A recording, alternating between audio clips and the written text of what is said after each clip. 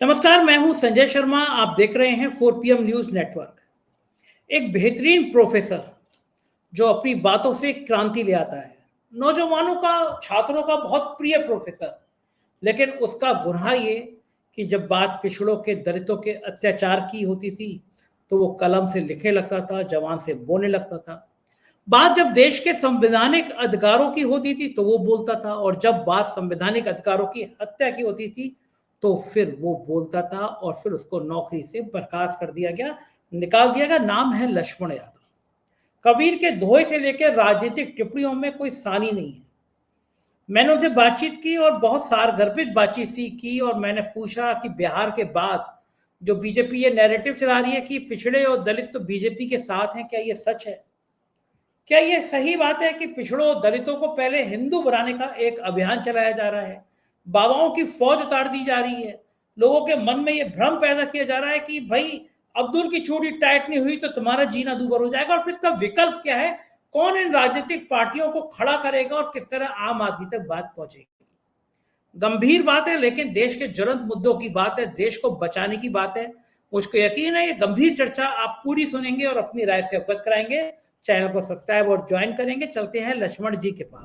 4 PM news network पे बहुत बहुत स्वागत है लक्ष्मण यादव जी आपका। बहुत दिनों बाद मैं आपसे रूबरू हो रहा हूँ। मेरा बड़ा मन था आपसे जब चर्चा करता हूँ, कबीर के दोहे कुछ याद आ जाते हैं और आपकी कुछ रसखान की बातें सामने आ जाती हैं। हिंदी के प्रोफेसर से बात करने का ये बड़ा अपने आप में अलग सुख है कि राजनीति और साहित्य का जो समावेश होता है वो आपकी बातचीत से नजर आता है। मैं एक खास मुद्दे पे लक्ष्मण जी आपसे बात करना चाह रहा था। आपने इस मुद्दे पे कई जगह दिल्ली के अलावा भी देश के अलग अलग हिस्सों में व्याख्यान दिए हैं, और वो मुद्दा है पिछड़ों और दलितों के साथ जो लगातार देश के अलग अलग हिस्सों में नाइंसाफी होती आ रही है। बिहार का एक बड़ा मुद्दा था, बिहार में ये बात उठी थी, बेरोजगारी की बात उठी थी, किसानों की बात उठी थी, लेकिन एक बड़ा मुद्दा पिछड़ों का भी था। और बिहार भारतीय जनता पार्टी चुनाव जीतने के बाद उसके कुछ नेता ये नैरेटिव बनाने में लगे हैं कि ये सब बातें फिजूल हैं, पिछड़े तो सिर्फ भारतीय जनता पार्टी के साथ हैं, दलित भारतीय जनता पार्टी के साथ है। 2024 के लोकसभा चुनाव में जो नैरेटिव बना था, जो बीजेपी को डरा रहा था, उसको तोड़ने की कोशिश है। क्या ये बात सही है कि अब पिछड़े लोग मान गए हैं, बीजेपी के साथ आ गए हैं, या राजनीति में कुछ और पेच है? बहुत शुक्रिया संजय दा, आपके साथ बहुत लंबे अरसे बाद बातचीत हो रही है और इस बीच में बहुत कुछ हो गया भारतीय राजनीति में। बिहार को लेकर के भारतीय जनता पार्टी को भी ये डर था कि बिहार में अटल बिहारी वाजपेयी जी का सपना पूरा होगा कि नहीं, कि बिहार का मुख्यमंत्री कोई बीजेपी का हो। लेकिन एक पिछड़े समाज के समाजवादी नेता नीतीश कुमार को आज भी उन्हें मुख्यमंत्री बनाना पड़ा है। पिछड़ों की राजनीति जहां पर मजबूत है, राजनीति में कह रहा हूं, केवल नेतृत्व तो नहीं, वो बिहार है।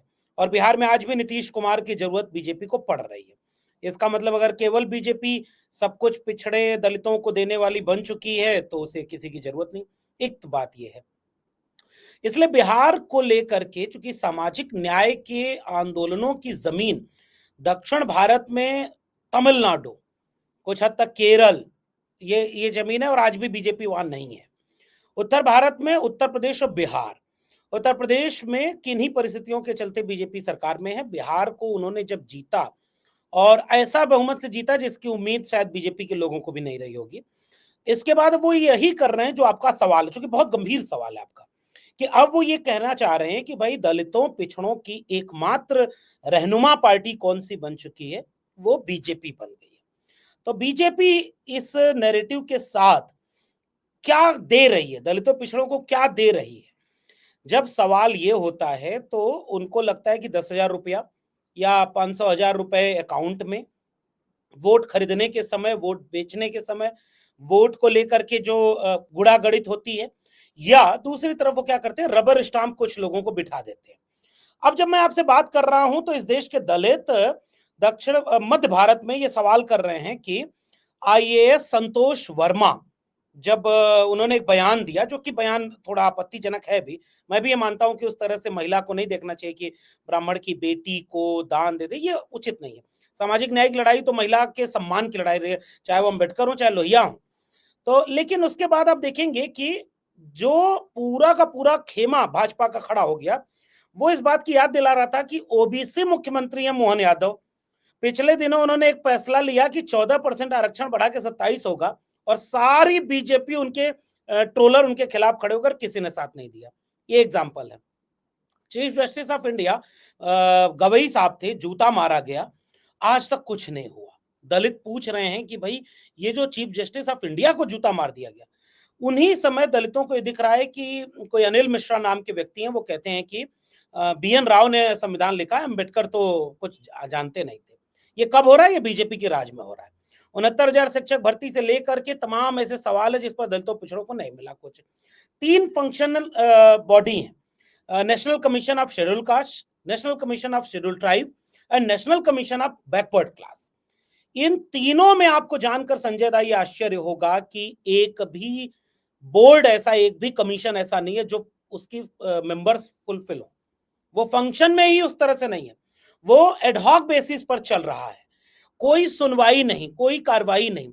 तो क्या भारतीय जनता पार्टी आरक्षण जो खत्म कर रही है, सारे संस्थानों को प्राइवेट हाथों में बेच करके वहां क्या सामाजिक न्याय कर रही है? दलितों पिछड़ों को न्याय दे पा रही है? या नौकरी में आरक्षण खत्म हो रहा है, नौकरियां तो बची नहीं।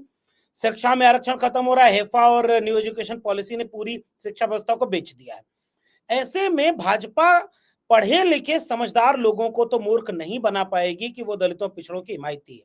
आज भी उनके लोग मनुस्मृति की बात करते हैं और संविधान बदलने की बात करते हैं। आज भी जब हम और आप बात कर रहे हैं तब भी वो होता है कि इसमें मनुस्मृति लागू होनी चाहिए, वो अच्छा ग्रंथ है। ऐसे में जो कम पढ़ा लिखा अशिक्षित दलित पिछड़ा है, वहां तक तो शायद ये बात जा रही है कि बीजेपी न्याय कर रही है, लेकिन बीजेपी न्याय नहीं कर रही है सर।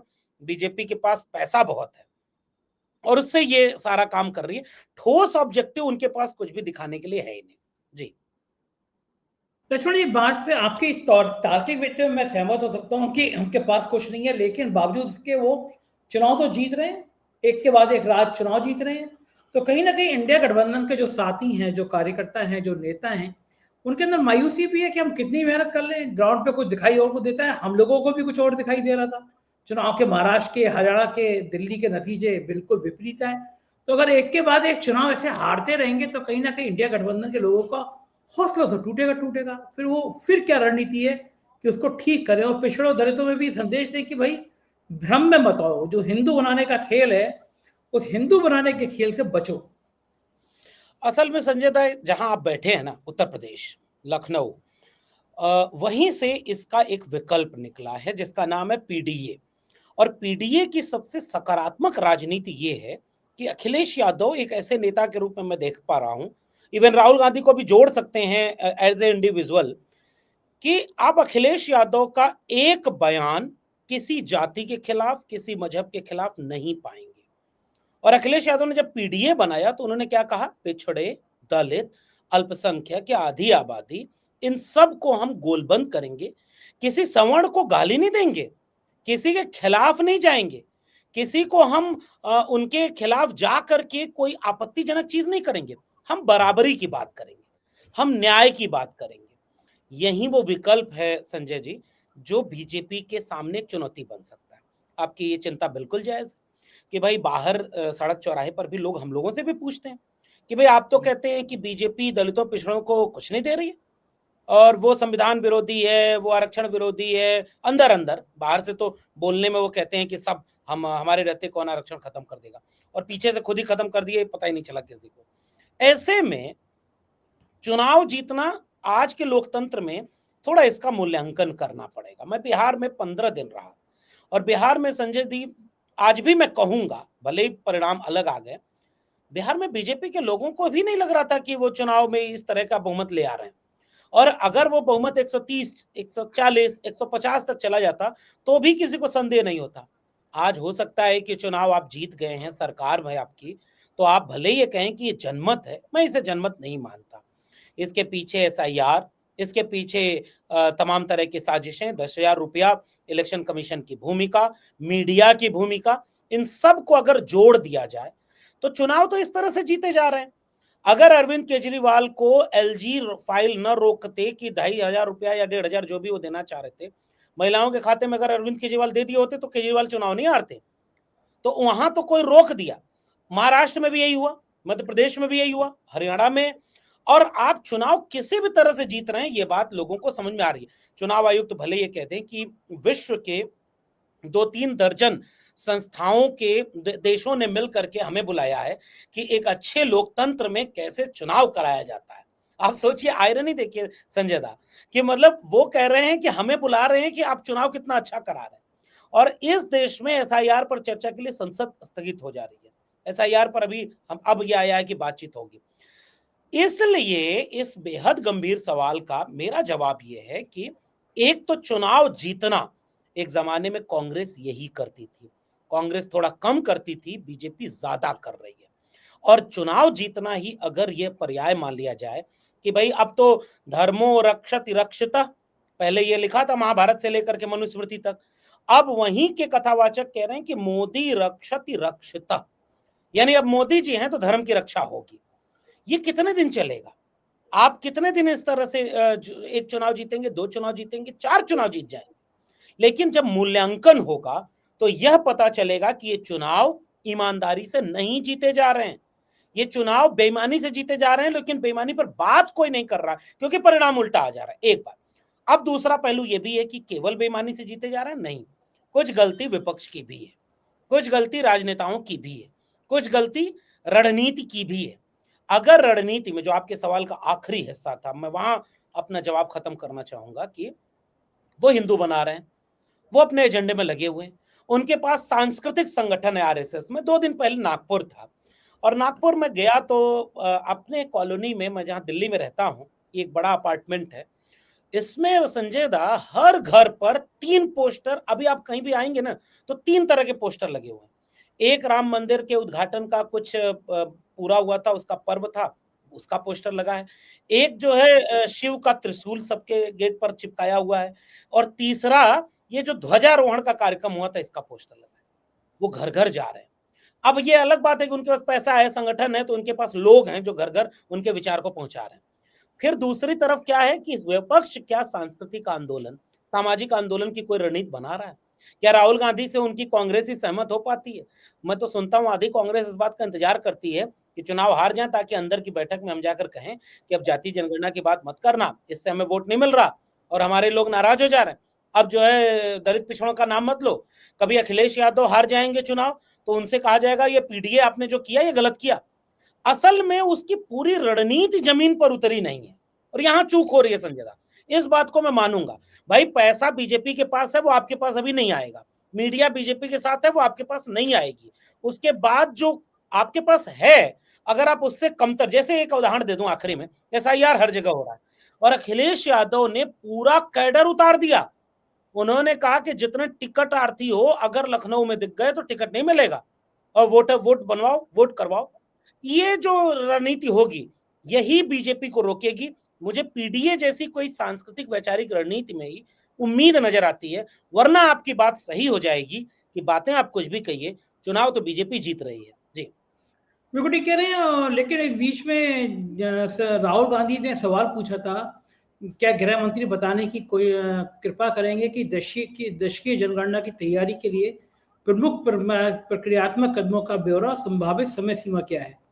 तो मेरे यहाँ एक व्हाट्सएप आया है, अभी मैं इसकी पूरी तरह पुष्टि नहीं कर रहा, लेकिन यह है, नित्यानंद राय जी ने कहा है जनगणना 2027 2000 चरणों में की जाएगी। यानी पहला चरण मकान सूचीकरण, मकानों की गणना अप्रैल से सितंबर 2026 में 30 दिनों की अवधि में हो जाएगी और उसके बाद जनसंख्या गणना फरवरी 2027 के दौरान होगी, जिसकी संदर्भ तिथि 1 मार्च 2027 को 12 बजे होगी। यानी एक तरह का जनगणना के लिए उत्तर प्रदेश के चुनाव से पहले जनगणना करने की तैयारी है। राहुल गांधी ने कहा, संसद में मैंने सरकार से जाति जनगणना पर सवाल पूछा, उनका जवाब चौंकाने वाला है। न ठोस रूपरेखा, न समयबद्ध योजना, न संसद में चर्चा, न जनता से संवाद। दूसरे राज्यों की सफल जाति जनगणना की रणनीतियों से सीखने की कोई इच्छा भी नहीं। मोदी सरकार की जाति जनगणना देश के बहुजनों के साथ खुला विश्वासघात है। कोई चर्चा नहीं, बस डेट डिक्लेयर। क्या लग रहा है आपको, जिस तरह से वोट चोरी का मामला हुआ, इसी तरह जनगणना भी क्या हेरे फेरी से हो जाएगी? आंकड़े पिछड़ों के और दलितों के भी हेरा फेरी से आ जाएंगे। अभी संजय दा इसी पर बताऊं कि मैं अभी काम भी कर रहा हूं जाति जनगणना को लेकर के, तो बहुत सारा शोध मैंने किया इधर बीच और लिखने पढ़ने का जो संदर्भ मैंने देखा, इस बात में तो कोई दो राय नहीं है कि एक समय में जो जाति जनगणना का मुद्दा समाजवादी धड़े का, अम्बेडकरवादी लोगों का हुआ करता था और कांग्रेस विरोध में थी क्योंकि पावर में वो थी और कुछ डायरेक्ट इनडायरेक्ट गलतियां हुई उनसे। लेकिन राहुल गांधी ने उसे बदला, इस बात को समझा कि जाति जनगणना कितना जरूरी मुद्दा है। और उसके बाद क्या हुआ कि आप गौर करें कि बिहार में जब महागठबंधन की सरकार थी, नीतीश कुमार के साथ तेजस्वी यादव थे, तो जनगणना हो भी गई, आंकड़े लागू हो गए और जैसे गठबंधन टूटा वो सारी बहस गायब हो गई। अब नीतीश कुमार की हिम्मत नहीं, बोल पाए वो। लेकिन वहां समाजवादियों ने ये भूमिका निभाई थी। बाद में कर्नाटक में और तेलंगाना मॉडल भी, बिहार के बाद तेलंगाना मॉडल जाति जनगणना का आया है। तेलंगाना में कमेटी बनाई थी रेवंत रेड्डी ने और उस कमेटी में कांचा इलैया, सुखदेव थोराट, बहुत सारे लोग थे। उन्होंने एक पैरेलल, एक साइंटिफिक डेटाबेस तैयार किया जैसे बिहार में भी तैयार हुआ था। अब उसके बाद राहुल गांधी ने इस बात को समझा है और इस डिस्कोर्स को पब्लिक में रखा है कि जाति जनगणना कितना बड़ा और जरूरी मुद्दा है। अब आप राहुल गांधी का ट्वीट जो आप पढ़ रहे थे और उसके बाद उन्होंने जो लिखा भी है, भाई कल तक तो मोदी जी, अब आप आयरनी देखिए, मुझे याद आया जहां से हम लोग बातचीत शुरू किए हैं वहीं पर ले जा रहे हैं। वो एक शेर है ना कि वो झूठ बोल रहा था इतने सलीके से, मैं एतबार न करता तो और क्या करता। बोला क्या साहब वसीम अली। 4-6 महीने पहले कह रहे थे हमारे लिए तो कोई जाति नहीं है, केवल एक जाति है गरीब और अमीर, फिर 4 जातियां हैं, महिला, युवा, किसान, इस तरह से। योगी आदित्यनाथ हर इंटरव्यू में बोलते पाए जाते थे कि जाति जाति की बात देश को बांटने की है, हिंदुओं एकजुट हो जाओ, और ये जातिवाद बहुत खराब है। फिर क्या हुआ, इनका जो सबसे महत्वपूर्ण है नितिन गडकरी का आया, और नितिन गडकरी ने क्या बोला था संजय दा, उन्होंने साफ तौर पर कहा कि जो करेगा जात की बात उसको मैं मारूंगा लात। यही भारतीय जनता पार्टी अब अनुराग ठाकुर ने कितना खराब बोला था अखिलेश यादव और राहुल गांधी के सामने, उन्होंने कहा था जिसकी जात का पता नहीं। इसका मतलब ये है कि ये बिहार जीत चुके हैं, उत्तर प्रदेश में पीडीए अभी भी इनके लिए चुनौती है, क्योंकि बिहार में कुछ गलतियां हुई हैं जो समय पर उसका मूल्यांकन होगा। अखिलेश यादव ने तो वो गलती नहीं की, उन्होंने केवल यादव मुसलमान को टिकट नहीं दिया, उन्होंने पीडीए बनाया तो पीडीए को टिकट दिया, पीडीए के मुद्दे पर बोलते हैं, पीडीए के मुद्दे पर लड़ते हैं और बीजेपी को कमजोर किया। इसलिए यूपी जीतने के लिए वो जाति जनगणना को एक भ्रम की तरह ले आ रहे हैं। और मैं ये गारंटी दे रहा हूं संजय दा कि इस पर मैंने जो काम किया है अभी तक इसका प्रोफार्मा नहीं बना है कि कैसे कौन सा चार्ट बनेगा। और जब ये इसका डेटा कब आएगा, मैं आपको एक दिलचस्प आंकड़ा बताऊं। जब ये जनगणना पूरी हो जाएगी, आपने कहा ना कि पहले मकान गिनेंगे, फिर इंसान गिनेंगे, फिर उनके बाकी लोगों को गिनेंगे, गिनते गिनते 29 न आ जाए तो कहिएगा, और 29 आ जाएगा तो अरुण जेटली फिर एक दिन पुराने वाले अरुण जेटली नए कोई मंत्री बन करके बैठेंगे और कहेंगे इसमें तो गड़बड़ हो गई, इसमें जातियों की संख्या गलत हो गई। पिछली बार क्या हुआ था कि ये गलती कांग्रेस ने की थी, अब ये बीजेपी करेगी। आंकड़े सार्वजनिक नहीं करेंगे और अगर करेंगे तो आंकड़े गड़बड़ होंगे, तो इसीलिए 29 तक इसको ले जाएंगे, केवल 27 नहीं, वो 27 में भी इसका फायदा लेना चाहते हैं और 29 तक इसको खींच के ले जाएंगे। लेकिन एक बात बताइए, परिसीमन कैसे करेंगे? अगर आप जनगणना नहीं करते हैं तो डिलिमिटेशन कैसे करेंगे? और उसके बाद फिर ये सारी चीजें होंगी, तो एक बड़ी लड़ाई है। फिलहाल मैं इसको एक ऐसी लड़ाई के रूप में देख रहा हूं जिसमें समाजवादियों की और राहुल गांधी जैसे पैन इंडिया डिस्कोर्स भी बनाया, अखिलेश यादव, इन लोगों की जीत है कि बीजेपी को अपनी पिच पर ले आए। अगर धर्म वाली पिच पर बीजेपी जाएगी तो ये लोग हारेंगे। जी, तो ये तो पूरी कोशिश धर्म वाली है। जो ध्वजा वाला कार्यक्रम हुआ वो देखिए, बाबा बागेश्वर की यात्रा निकल रही है, उसमें हिंदू हिंदू का अभियान चल रहा है। जो लोग ब्लू फिल्म बनाते थे उनके परिवार जने बाबा बागेश्वर की यात्रा में शामिल हो रहे हैं। एक महात्मा जी हैं, मैं किसी के शरीर पर टिप्पणी नहीं करता, लेकिन आंखें नहीं है, मतलब मैं फिर क्षमा चाहूंगा कि मुझे शरीर पे बनावट पर टिप्पणी नहीं करना चाहिए, लेकिन विचार इतने घिनौने हैं कि मुझे शर्म आती है। उन जैसा व्यक्ति गेरू वस्त्र पहने हुआ है, बड़े से बड़े लोग उनके पैर छूते हैं, प्रधानमंत्री उनको भाई बताते हैं, वो पिछड़ों को, दलित को, महिलाओं के लिए इतनी आपत्तिजनक कमेंट करते हैं। मुझे हैरानी नहीं होती ऐसे आदमी के कोई पैर कैसे छू जाता है। वो तो घिनौना आदमी है जो किसी के सिर काटने की बात कह दे, जो किसी की जीभ काटने की बात कह दे, जो किसी की ये कहते पत्नी केवल खिलौना होती है, लेकिन उनके चरणों में प्रधानमंत्री लौटे जा रहे हैं। और प्रधानमंत्री तो हमने देश में वो भी देखे थे जो प्रधानमंत्री आशाराम बापू के साथ डांस किया करते थे। कई सारे मंत्री हमने देखे। हमने देश में गेरू वस्त्र पहने हुए राम रहीम भी देखे जो बलात्कार और हत्या के आरोप में जेल जाते हैं, जेल से निकल आते हैं। लेकिन इन गेरुए वस्त्रों का जाल इतना उलझाया जा रहा है कि उस जाल में पिछड़ा दलित गठबंधन का भूत उतर जाए। केवल हिंदू हिंदू हिंदू, और ये बता दिया जाए कि देखो अब्दुल की चूड़ी तो टाइट हो गई है, अगर तुम्हें अब्दुल की चूड़ी टाइट रखनी है तो फिर तुम्हें ये करना है कि तुम्हें ये जाति का बंधन तोड़ना है। तो ये जाति का बंधन कितना मजबूत है लक्ष्मण जी? क्या इतना मजबूत है कि इन बाबाओं के झांसे में, इन बाबाओं के चंगुल से बच पाएगा वो? ये जो जादुई ताकतें हैं दिखाती हैं बाबा की ये हो जाएगा और पर्ची निकल आएगी, इनसे बच पाएगा पिछड़ा और दलित? मैं जब डीयू में पढ़ाता था तो एक बच्चे ने मुझसे पूछा था कि सर हमारे यहाँ गैलीलियो और आइंस्टीन क्यों नहीं पैदा हो रहे हैं? तो अचानक मुझे उस समय याद आया था क्योंकि हमारे यहाँ नींबू, मिर्चा, नारियल भारी है। हमने अंधश्रद्धा में अपने यहाँ के जैसे आपने बातचीत शुरू की थी तो कबीर का ज़िक्र हुआ और मुझे कबीर याद आते हैं। ऐसे मौकों पर सबसे बेहतर अगर कोई जवाब देता है तो कबीर। कबीर कलयुग कठिन है और साधन चिन्ह कोय और कामी क्रोधी मस्खरा तिनका आदर होए। अब आप सोचिए कौन किसका इज्जत होगी, कबीर ये बता गए हैं, कामी क्रोधी और मस्खरे। आज देखा आपने, मैं मतलब हमारे लोग रील भेजते हैं, रिश्तेदार भेजते हैं कि एक राधे राधे कहकर के कथावाचक जो है वो कहता है कि 1 अगस्त थे तो जब समुद्र पी गए तब अंग्रेजों को लगा कि तो 15 अगस्त आने वाले हैं तो भाग जाओ, अंग्रेज भारत आजाद हो गया, 15 अगस्त आ गया। ये जो बागेश्वर धाम वाला है ये कहता है कि देसी गाय के गौमूत्र में हल्दी मिलाकर पीने से कैंसर ठीक हो जाता है। और 4 दिन यात्रा चली थी, उसके बाद जाने कितनी वीडियो वायरल हुई कि कोई गद्दा चुरा रहा है, कोई पूड़ी खाने रैली के पहले भाग जा रहा है, फिर किसी ने कहा बड़ा उधार हो गया, और फिर आखिरी में ये असल में आरएसएस और बीजेपी के लोग हैं। इस देश के लोगों को अब ये समझाया गया है, कबीर ने बहुत साफ लिखा है, मन ना रंगाए रंगाए जोगी कपड़ा, आसन मार मंदिर में बैठे ब्रह्म छोड़ पूजन लागे पथरा, और कनवा फड़ाए जटवा बढ़ाए दड़िया बढ़ाए जोगी होई गिला बकरा, और मथवा मुड़ाए जोगी कपड़ों रंगीला गीता बांध जोगी होई गिला लबरा। मैं नहीं कर रहा हूं, कबीर ने कहा कि फर्क करना मुश्किल हो गया। एक अच्छे व्यक्ति, संत व्यक्ति आरक्षण विरोधी कैसे हो सकता है? जो संत होगा वो संविधान विरोधी कैसे हो सकता है? वो तो मानववादी है ना। तो वो आज ये सारे कथावाचक संविधान विरोधी हैं, सारे कहते हैं मनुस्मृति लागू होनी चाहिए, सारे कथावाचक एससी एसटी ओबीसी को मिलने वाले आरक्षण का विरोध करते हैं, और हिंदू राष्ट्र माने तो हिंदू राष्ट्र में दलित कहाँ होगा? गटर साफ कर रहा होगा। ये तो प्रॉपर्टी डीलर है सर, ये जो प्रधानमंत्री का छोटा भाई ये तो प्रॉपर्टी डीलर है।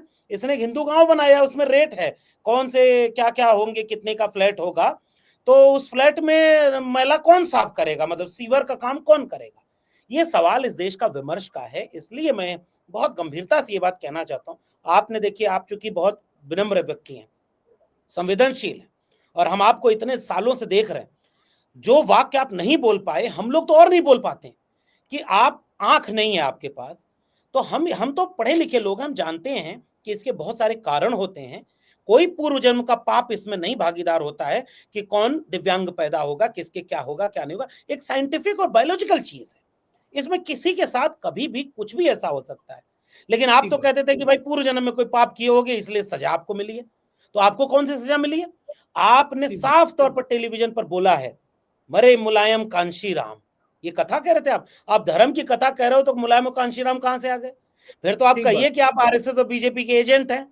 आप कहते हैं कि मनुस्मृति पढ़ी नहीं थी बाबा साहब अंबेडकर ने। मैं अंबेडकर को नहीं मानता, और वो व्यक्ति को ज्ञानपीठ पुरस्कार मिला हुआ है, प्रधानमंत्री ने ज्ञानपीठ पुरस्कार दिया है।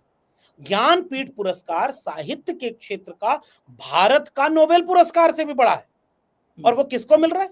प्रधानमंत्री ट्वीट कर रहे हैं कि एक बच्चा शायद 50 घंटे तक ये वेद की ऋचाओं को बिना देखे बोल गया। आप जिसके लिए ये खुश हो रहे हैं उसी के लिए दुनिया ने आर्टिफिशियल इंटेलिजेंसिया बना दिया है और चैट जीपीटी बना दिया। एक कमांड लिखेंगे, सारा वो लिख करके भेज देगा। एक विवेकानंद का किस्सा याद आ रहा है संजय दा, आपका चैनल में हम लोग बहुत इमोशनली जुड़े हैं आपके काम से और आपकी चीजों से। अभय जी को सुनता हूं जब, या और तमाम लोगों को, तो मुझे याद आता है कि आपका चैनल केवल रिपोर्ट ही नहीं करता, एक पैरेलल नैरेटिव है कि हमारा भारत कैसा होना चाहिए। इसलिए यहाँ ज्ञान की, विज्ञान की भी बातें होती हैं। तो आपके यहाँ भी हमने कई बार सुना है, विवेकानंद की बात तो ये बहुत करते हैं। एक बार एक व्यक्ति आया और उसने कहा कि बहुत बड़े तपस्वी हैं हम, तो उनके सामने कहा कि क्या करते हैं आप? तो कहे पानी पर मैं चल सकता हूँ, मंत्र मैंने विकसित कर लिया है। तो कहे कि अच्छा, तो चल के उन्होंने दिखा दिया।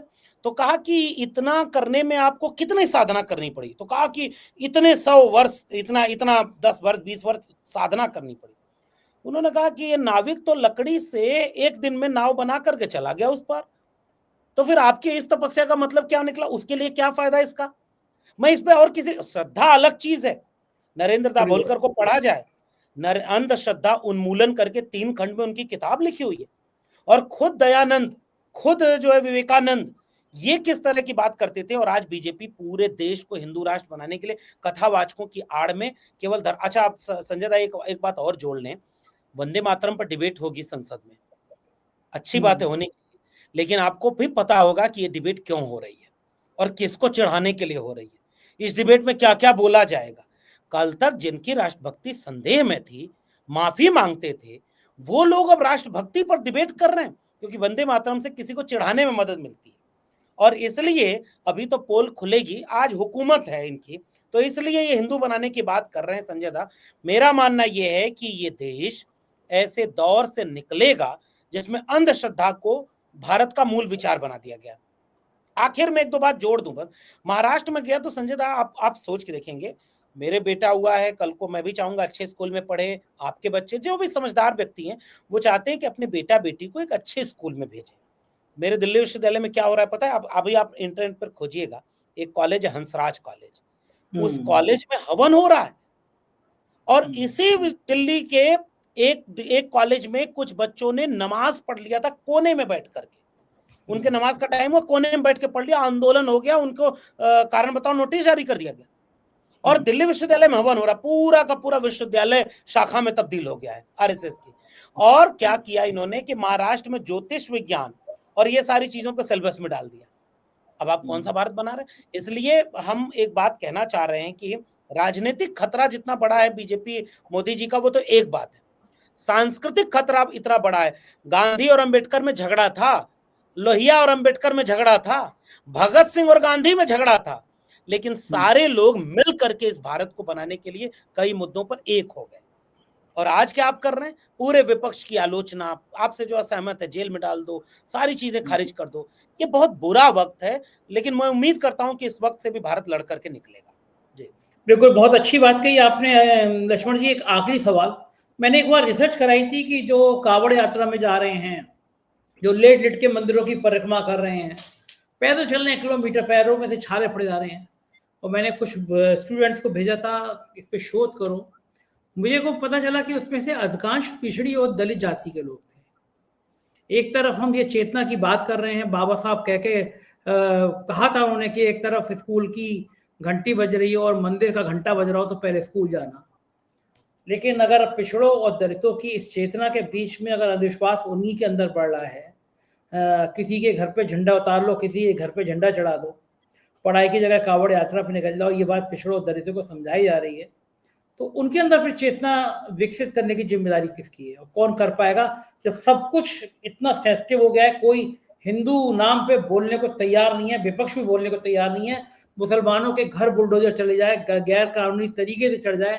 कोई पॉलिटिकल पार्टी बोलने को तैयार नहीं है, डरी हुई है कि हिंदू नाम का हौवा खड़ा हो जाएगा। तो पिछड़ों और दलितों को जागृत करने की जिम्मेदारी किसकी है और क्या कर पा रही है वो पार्टियां? ठीक बात है। आप बहुत गंभीर और बहुत महत्वपूर्ण सवाल कि जैसे आप कल्पना करिए ना कि देश का माहौल क्या है। एक ज़माने में प्याज का दाम बढ़ा, सरकारें बदल गई, पेट्रोल का दाम बढ़ा, महंगाई मुद्दा हुआ करता था, बेरोजगारी मुद्दा हुआ करता था, भ्रष्टाचार मुद्दा हुआ करता था। अब तो हम ऐसे दौर में आ गए संजय दा कि इन सारे मुद्दों से फर्क ही नहीं पड़ता। वोट चोरी हो रही है, नेता प्रतिपक्ष सबूत पे सबूत दिए जा रहा है और वो मजाक बन रहा है, उसमें मीम बन रहा है, उसका चुनाव आयोग ही मजाक उड़ा रहा है। पूरा विमर्श का स्तर गिर गया है। प्रधानमंत्री बिहार में जाकर के कट्टा, छर्रा, दुनाली और सिक्सर का 6 गोली छाती में ये भाषण दे करके आते हैं और चुनाव जीत जाते हैं। एक व्यक्ति जो पढ़ाई, कमाई, दवाई, सिंचाई का नारा लगाते रह गया, वो नहीं जीत पाया। राहुल गांधी बोलते रह गए कि भाई संविधान बचा लो, लोकतंत्र बचा लो, और राहुल गांधी आज भी मीम बन जाते हैं। वो उनको कोई गंभीरता से बीजेपी नहीं लेती और प्रायोजित तंत्र से उनको भी हल्के में लिया गया। वही नौजवान जो उत्तर प्रदेश में बेरोजगारी का शिकार हो रहा है, लाठी खा रहा है, उसी से आप बीजेपी के लिए सवाल पूछ देंगे तो वो मोदी और योगी को अवतार जरूर मान लेगा, उसमें से आधे से ज्यादा अवतार मान लेगा। ये हालत है। अब कोई महंगाई मुद्दा नहीं, भ्रष्टाचार कोई मुद्दा नहीं, काला धन से लेकर के जीएसटी से लेकर के नोटबंदी से लेकर के सारे अडानी को सब कुछ लुटा देना, इस पर कोई जब देश में चर्चा ही नहीं रही, इसका मतलब ओवरऑल संजय दा, ओवरऑल समझदारी का स्तर गिर रहा है। ये बहुत गंभीर समस्या पूरे देश के सामने, पढ़े लिखे लोगों का मजाक उड़ाया जा रहा है, शिक्षित व्यक्ति को हास्यास्पद बना दिया गया है, और जो लोग दूसरे की डिग्री पूछ रहे थे, अब वो लोग एक भावनात्मक मुद्दे से देश चला रहे हैं। इसी के गिरफ्त में इस देश का दलित पिछड़ा भी आ गया है। अब दलित पिछड़ा का नुकसान ज्यादा इसलिए हो रहा है क्योंकि अभी तो ये 1990 के बाद, मंडल आंदोलन के बाद पहली बार विश्वविद्यालयों तक कायदे से पहुंचना शुरू किया, पहली बार उनकी पीढ़ियां आई जो पढ़ने लगी, उनको पहली बार कायदे से नौकरियां मिलना शुरू हुई, उनको समझ में आया कि धीरे धीरे उनका इकोनॉमिकल डेवलपमेंट हुआ, उसी समय ये विश्वविद्यालय बर्बाद हो गए। तो जब शिक्षा बर्बाद हो जाएगी, मैंने अपनी किताब प्रोफेसर की डायरी में इसीलिए ये बात लिखी हुई थी कि समझदारी किससे आती है, शिक्षा से आती है, और शिक्षा केवल डिग्री वाला नहीं, वरना डिग्री इंटायर पॉलिटिकल साइंस की भी मिल जाती है। समझदारी चेतना से आती है, शिक्षा से आती है, और जब शिक्षा होती है तो सवाल करता है आदमी। तो जब सवाल करेगा तब हम जैसे लोगों की भूमिका आती है कि वो ये बात बताएं कि शिक्षा बहुत जरूरी थी। तो जिम्मेदारी किसकी? शिक्षा बचाने की। अब आपके सवाल का दूसरा हिस्सा कि राजनीतिक दलों की एक बड़ी जिम्मेदारी हुआ करती थी। खुद बाबा साहब डॉक्टर भीमराव अंबेडकर दर्जनों डिग्रियां, आज भी लोग कहते हैं कि इतनी डिग्री नहीं थी उनके पास, अब कितना अच्छा है कि उनकी डिग्री पर बात हो रही है। वो भी राजनीति को समझते थे। उनके सबसे बड़े वारिस मान्यवर कांशीराम तो कहते थे कि राजनीति गुरु किल्ली है, ये key politics the key of root cause. मतलब आप सोचिए कि राजनीति को वहां तक ले आए।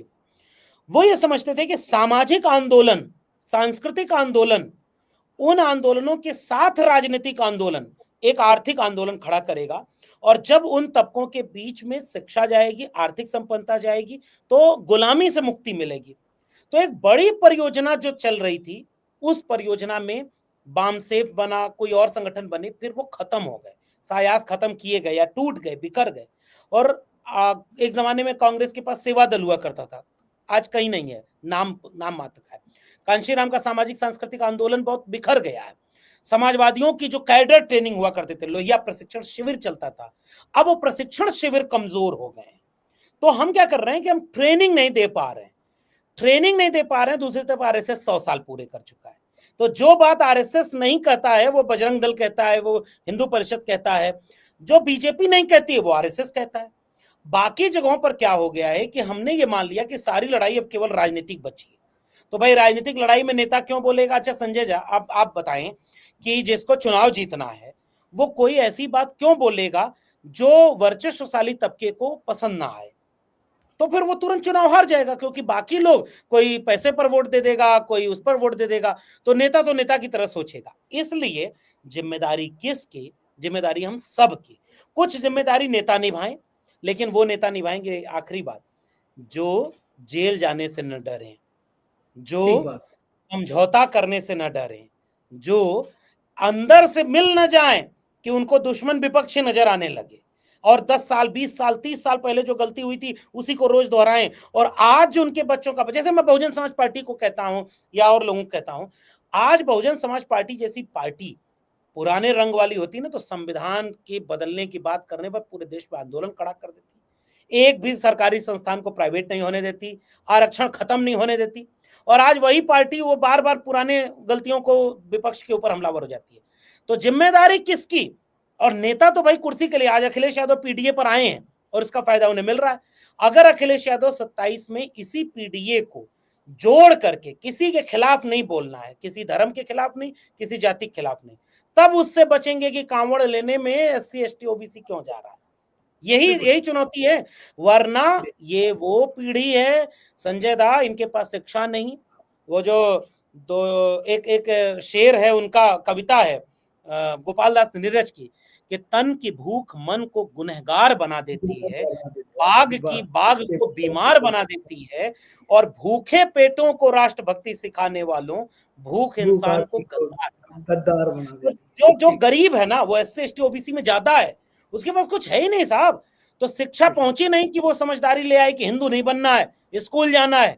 फूले अम्बेडकर पेरियार को पढ़ना है। यहाँ पढ़ा लिखा आदमी भी अंधभक्ति में चला जा रहा है, या कुर्सी बचा रहा है, नौकरी बचा रहा है, और वो सरेंडर कर रहा है। इसलिए एक बड़ी लड़ाई लड़ने की जरूरत है, और हमारे जैसे लोग तो इसी बात को लेकर के बहुत सजग रहते हैं कि सामाजिक सांस्कृतिक भूमिका बहुत बड़ी है, राजनीतिक भूमिका उसके साथ पैरेलल खड़ी होगी। तो बड़ी लड़ाई है, आएंगे उजले दिन, जरूर आएंगे। वीरेंद्र बिल्कुल डंगवाल बात की है। कविता है।